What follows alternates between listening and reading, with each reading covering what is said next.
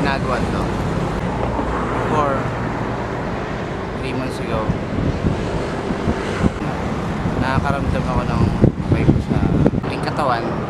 May kailangan akong baguhin o may kailangan akong ayos sa sarili ko. Kailangan akong ayos dati. I thought na sigat na yun natin sa akin.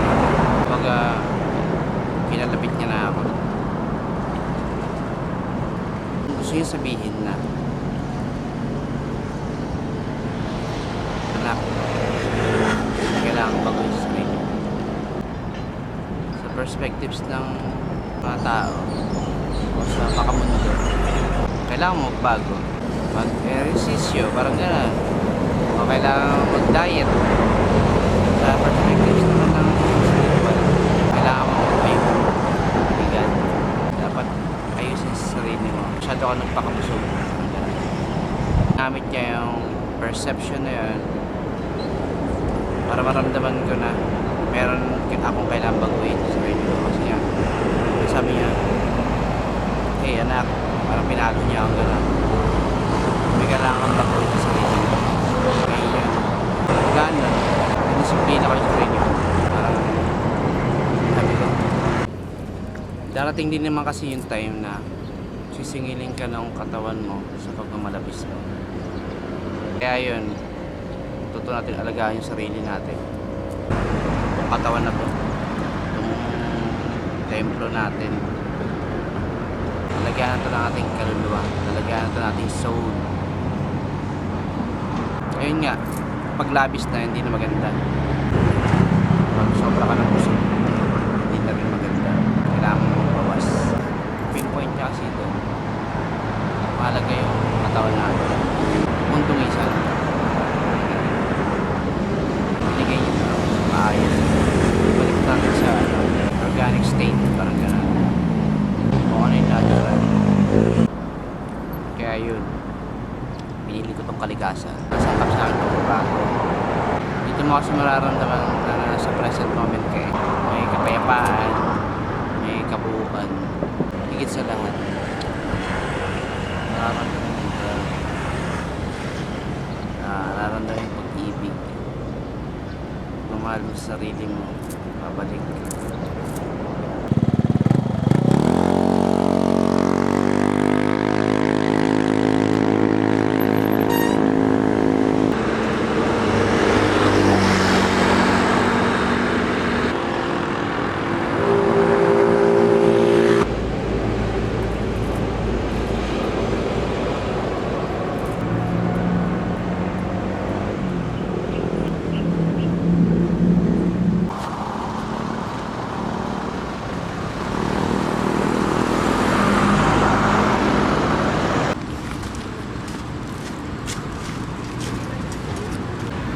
Mahirap ba? Mahirap magbawi. Akala nyo ba? Mahirap mag-ehersisyo. Pero kailangan kasi yun na natin ibalik yung yung natural state na takbo ng sistema ng katawan natin. Bigyan ito na malinis na siyempre ma-maintain natin dapat yun.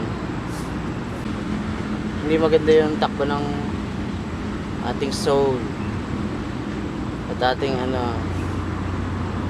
ating isipan tsaka ating emotion pati physical. Kasi yung tatlo na yan magkakasama yan physical, mental tsaka spiritual. Hindi maganda yung takbo ng buong system mo kung hindi sila konektadong tatlo. Kaya kailangan natin ibalik yung organic state. Ayun nga, alam nyo yun, mga manonood, mararamdaman mo yung isa ka, konektado ka, mararamdaman yung love, feeling love, pag-ibig sarili mo. Abusado kasi ako before sa sarili ko. Sa katawan ko. Darating din naman din kasi yung time na sisingilin ka ng katawan mo sa loob ng malabis ko. Ang hirap mag-exercise. Pero kailangan yun. Lalo na kung nagamit mo naman yung katawan mo ng ano eh. Matagal mong naabuso. Parang gano'n. Matagal mong nagamit. Kailangan mo rin siya siyempre i-condition. Parang ano yun eh. Parang motorcycle yan. Matagal mo ginamit yung motorcycle mo. Pero kailangan mo pa change oil. Diba? Bigay sa lahat kasi bigay sa atin ito ng Diyos na maayos. Malinis. Kaya kailangan natin ibalik siya dati na takbo. Dati niyang galaw. Organic state. Lalo sa panahon ngayon, di ba? Puro chemicals na. GMO. Puro MSG. Sa food industry na natin, food industry natin, namamanipulate na nila eh. Na kinakain. Puro diet. Parang gano'n. Hindi na healthy diet eh. Puro chemicals na ngayon. Kaya madali na magkasakit yung mga tao ngayon. Yun. Kaya kailangan talaga ako natin. Naramdaman yung love pag nasa kalikasan ka talaga. I'm feeling love. Love. Samahan nyo. Ay, kaya yun mga manonood. Samahan nyo ako sa journey ko ha. Tara na. Let's go.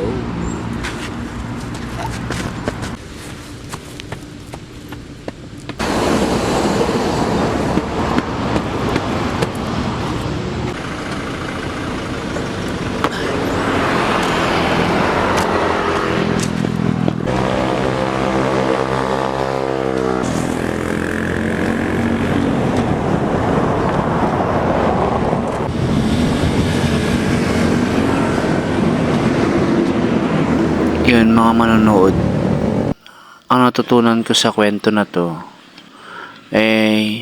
yung matutumong disiplinahin ang iyong sarili na lahat ay meron limitation, di ba? Yung pag sobra hindi na rin maganda. Dahil nga sa karanasan kong yun, nakabuo ko ng isang quotes na kung hindi mo kayang disiplinahin ang sarili mo, ang disiplina ang didisiplina sa'yo. Or kung di mo kayang disiplinahin ang sarili mo, disiplina mismo ang gagawa nun sa'yo. Yun nga. Kaya kung ginawa tong video na to para sa inyo mga manonood at sa mga pinagdaanan yung ganitong sitwasyon gaya ng kwento ko at sa mga nakaka-relate pa. Kaya sa mga nagpapagaling dyan, piliin yung kalikasan. Ito na yung pinaka-healthy na tambayan.